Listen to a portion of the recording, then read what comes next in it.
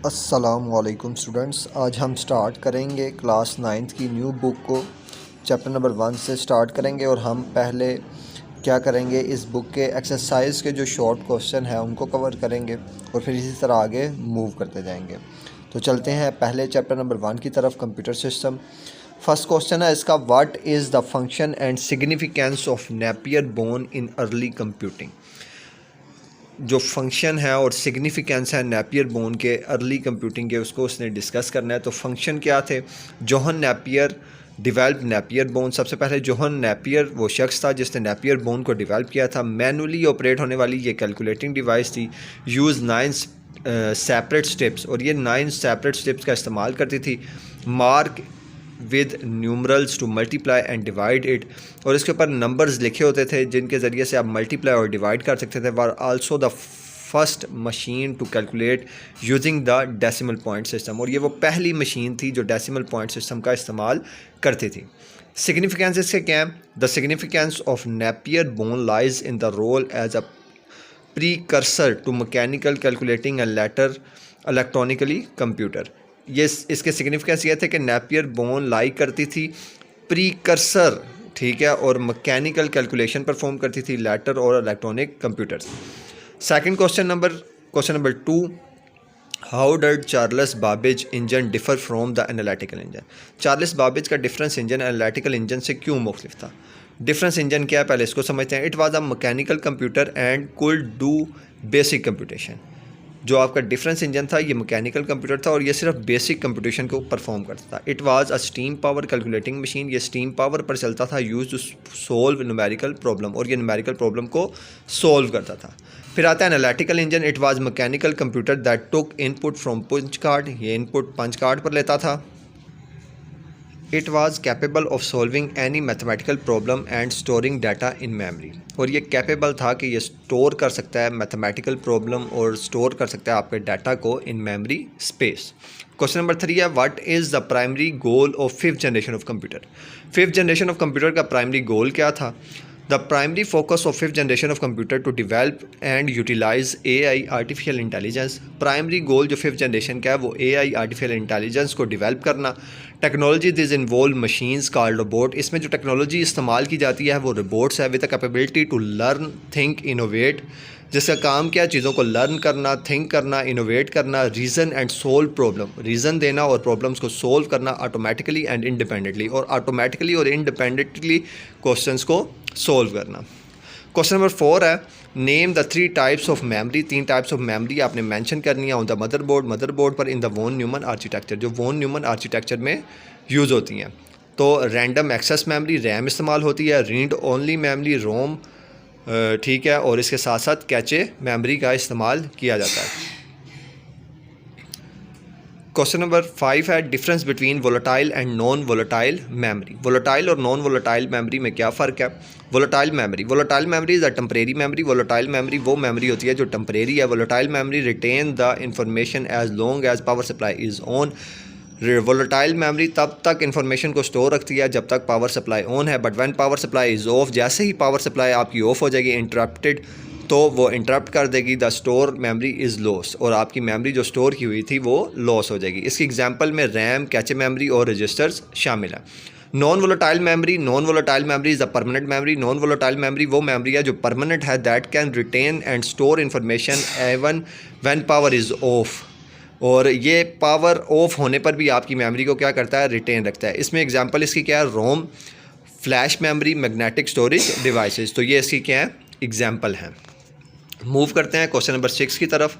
Show memory hierarchy with the help of diagram. Memory hierarchy को आपने represent करना है विद द डायग्राम। तो ये आपकी बुक में भी रिप्रेजेंट की गई है, मैंने इसको डायग्राम से तो नहीं रिप्रेजेंट किया। Memory, main memory, internal processor memory, RAM और रोम जिसमें शामिल है, फिर कैचे मेमोरी है जिसमें रजिस्टर शामिल है, सेकेंडरी मेमोरी जिसमें मैग्नेटिक और ऑप्टिकल चिप शामिल है। Question number 7, why is the word size of a processor important and how does it affect the computer performance. Word size of a processor क्यों important है और ये कैसे अफेक्ट करता है कंप्यूटर की परफॉर्मेंस पर। Word size refers to the number of bits that a computer CPU can process or manipulate in a single instruction or operation. Word size refer करता है उस नंबर ऑफ़ बिट्स को जो computer process करता है in a single instruction और operation. The word size of a CPU is a fundamental characteristics that affect it performance and capability. जो word size of CPU होता है वो फंडामेंटल कैरेक्टरिस्टिक्स और इसके अफेक्ट ऑफ परफॉर्मेंस को क्या करता है, कैपेबिलिटी या आपका जो वर्ड साइज़ है CPU का, ये डिफ़ाइन करता है खसूसियात को कि आपके कंप्यूटर के अंदर कितनी परफॉर्मेंस कैपेबिलिटी है। फॉर एग्जांपल जैसे आ CPU with a 32 bit word size, अगर एक कंप्यूटर है, एक CPU है जिसकी 32 बिट वर्ड साइज़ है, तो वो सिर्फ 32 बिट चंक डाटा ही क्या करेगा, एग्जीक्यूट करेगा। अ CPU with a 64 bit word size can process data in 64 bit chunk, और जो CPU 64 बिट वर्ड साइज़ का है तो वो 64 बिट डाटा ही चंक करेगा। नेक्स्ट क्वेश्चन है what is pipeline and how pipelining and how does it improve the efficiency of a CPU। Pipelining क्या है और ये कैसे एफिशिएंसी ऑफ CPU बेहतर करता है। Pipelining is the process of accumulating instruction from the processor through a pipeline. अच्छा, ये ऐसे ही है जैसे आपकी किसी ऊंचाई पर टंकी लगी होती है और उसके साथ मुख्तलिफ पाइप्स हैं और वो पाइप्स के ज़रिए मुख्तलिफ घर के पॉइंट्स के अंदर आपको क्या मिल रही होती हैं, पानी मिल रहा होता है। तो इसी तरह कंप्यूटर का CPU क्या कर रहा होता है, एकमुलेट कर रहा होता है इंस्ट्रक्शन, और पाइपलाइन वो पाइपलाइंस होती हैं जिसके ज़रिए से मुख्तलिफ आपके जो पार्ट्स हैं कंप्यूटर के उन तक इंस्ट्रक्शन पहुँच रही होती हैं। तो many modern CPU are use pipelining to increase efficiency. Pipelining से आपके कंप्यूटर की एफिशिएंसी, आपके CPU की एफिशिएंसी बढ़ती है। In a pipelining multiple instruction are in different stages of execution simultaneously. तो पाइपलाइनिंग की मदद से आप क्या कर सकते हैं, मुख्तलिफ काम एग्जीक्यूट कर सकते हैं एक ही वक्त में। This allow for a better utilization of the CPU। इसके ज़रिए आप CPU का इस्तेमाल बेहतर तरीके से कर सकते हैं, resource and faster execute of instruction, और आपकी इंस्ट्रक्शन भी तेज़ी से क्या करेंगी, एग्जीक्यूट होंगी। मूव करते हैं क्वेश्चन नंबर 9 की तरफ। कहता है imagine you are building a custom computer for a friend. आप इमेजिन करें कि आप एक कंप्यूटर बना रहे हैं अपने फ्रेंड्स के लिए। Give 3 consideration. आपके पास 3 कंसिडरेशन है। You will take into account when choosing the type size and memory of his computer. आपने type size memory of his computer choose करते हुए आपके पास 3 कंसिडरेशन है कि आपने चूज़ करना है type, size, memory of the computer. Type, size और मेमोरी आपने चूज़ करना है। The first consideration is understanding the intended usage of the computer. तो सबसे पहले आप क्या करेंगे कि उसका यूजेज पूछेंगे कंप्यूटर के बारे में कि उसने इसको इस्तेमाल किस लिए करना है। And the system requirement of the software application, और उस सॉफ्टवेयर में आपने कौन सी एप्लीकेशन रन रखनी है, that will be run on it, जो आपने उस पर रन करनी है।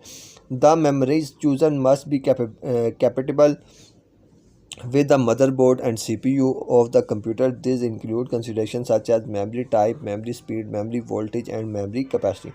आप मेमोरी चूज़ करेंगे कौन से मदरबोर्ड के साथ कौन सी मेमोरी सूटेबल है, ठीक है। आप ये चेक करेंगे कि मेमोरी स्पीड उसको कितनी चाहिए, फिर उसके मुताबिक मेमोरी वोल्टेज क्या है, मेमोरी कैपेसिटी क्या उसको नीड है। फिर उसके बाद last one, it is essential to strike the balance between performance requirement and budget limitation. फिर आप उसकी परफॉर्मेंस के मुताबिक उसके बजट लिमिटेशन के अंदर रहते हुए आप उसको क्या करके देंगे, चूज़ करके कंप्यूटर देंगे।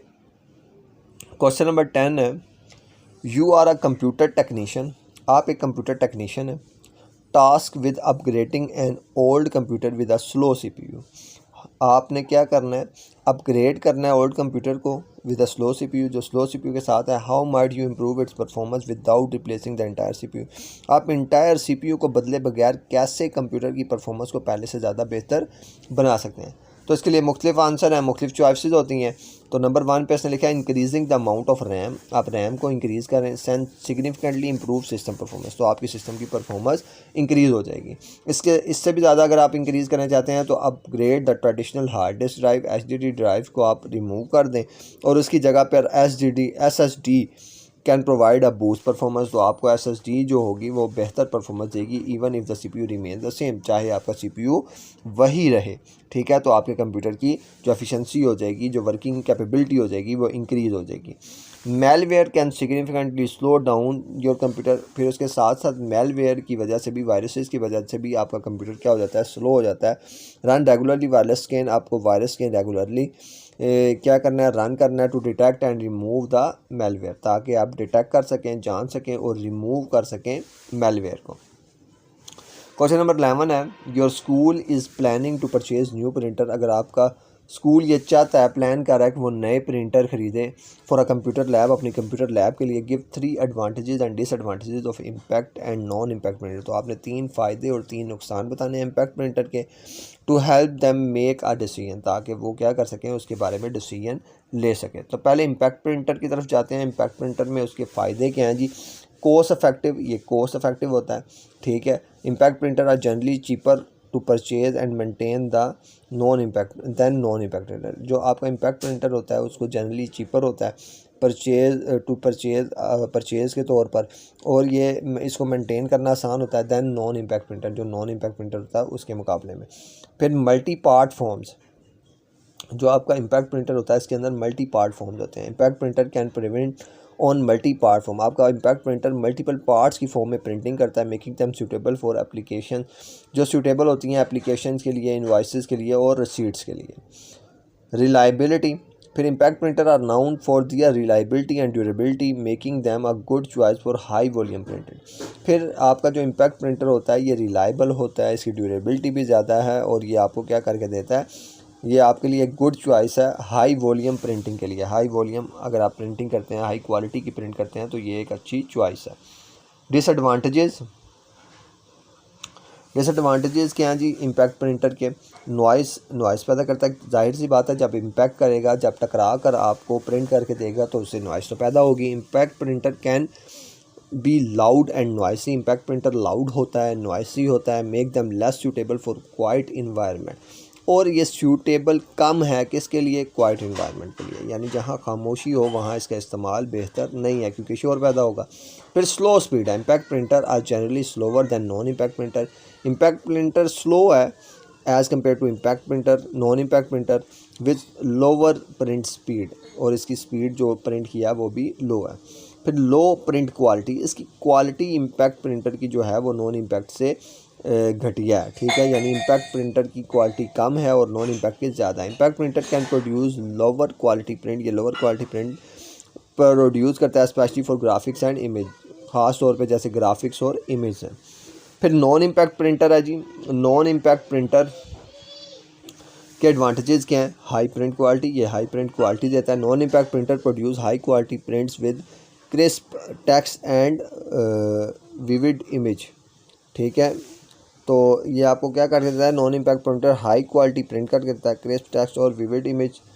फिर उसके बाद fast speed, non impact printer are generally faster than impact printer, ये इम्पैक्ट प्रिंटर से फास्टर होता है विद हाइयर स्पीड, और ये हाई स्पीड देता है।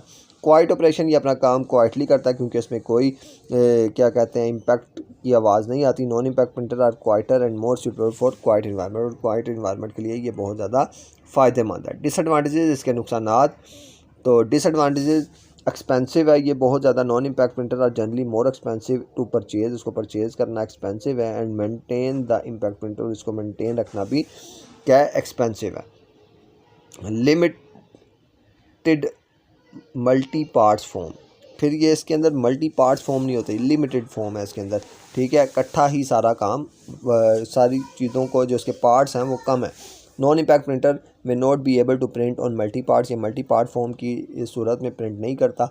Limiting their use in certain application, और ये कुछ ख़ास एप्लीकेशन में ही इस्तेमाल किया जाता है। Prone to clogging, non impact printer और specially inkjet printer, non impact printer inkjet printer होते हैं, can be prone to clogging and require regular maintenance, और इसमें प्रोन और क्लॉगिंग कम होती है और इनको रेगुलर मेंटेन करना लाजमी है। Define protocol in the context of data communication, protocol क्या है in the context of data communication? तो protocol is a set of rules, protocol set of rules and that govern data communication, जो बताती हैं कि डाटा कैसे कम्युनिकेट करेगा। It represent and agreement between the communication devices, जो एग्रीमेंट होते हैं, ठीक है, वो बिटवीन द कम्युनिकेशन डिवाइसेस होते हैं कि मुख्तलिफ डिवाइसेस आपस में कैसे कम्युनिकेट करेंगे। Without a protocol two devices are connected, बगैर आपके प्रोटोकॉल के दो डिवाइसेस कनेक्ट तो हो सकती हैं but may not communicate with each other, लेकिन वो कभी भी एक दूसरे के साथ कम्युनिकेट नहीं कर सकती, ठीक है। तो ये 12 क्वेश्चन हो गए हैं मेरे ख्याल में। इस वीडियो को यहीं स्टॉप करते हैं और इनको 2 पार्ट में कन्वर्ट कर लेते हैं, ठीक है। तो मिलते हैं नई वीडियो में नए पार्ट के साथ, तब तक के लिए अल्लाह हाफिज़।